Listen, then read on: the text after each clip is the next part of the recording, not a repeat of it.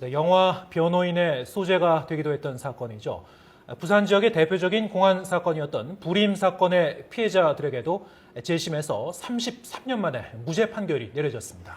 이들은 무죄가 선고된 이후 다시는 자신과 같은 피해자가 발생하지 않도록 검찰의 반성을 촉구했습니다. 손재우 기자가 보도합니다. 부산지방법원은 불임 사건 유죄 판결에 대한 재심을 청구한 5명에게 모두 무죄를 선고했습니다.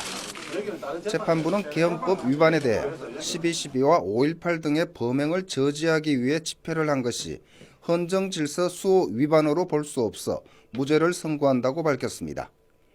국가보안법과 방공법 위반에 대해서는 이들이 책을 함께 읽고 시국을 토론했다는 것이 국가 존립에 위협을 주거나 반국가 단체를 이롭게 할 목적이 있었다고 볼 수 없다고 판시했습니다.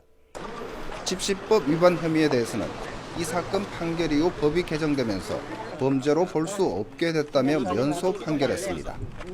33년 동안 전과자라는 누명을 썼던 피해자들은 가슴속 응어리로 남아있던 한을 풀게 됐습니다.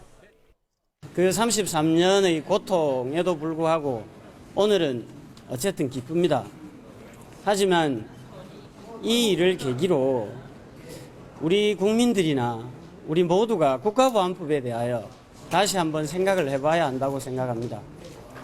하지만 진실을 감춘 채 무리한 기소를 하고 33년이 지난 지금까지도 잘못을 인정하지 않고 있는 당시 수사 검사들에 대해서는 강도 높은 비난을 했습니다. 근자의 인터뷰에서는 자기는 확신한다 그러고 그런 걸 볼 때 정말 슬픔을 넘어서 분노를 느낍니다.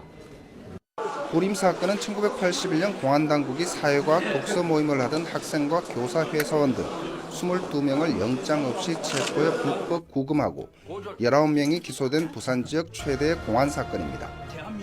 이 사건을 주제로 만든 영화 변호인은 1000만 관객을 넘어서는 흥행 돌풍을 일으키기도 했습니다.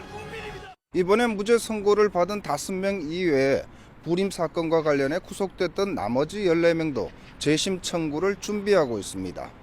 YTN 손조입니다.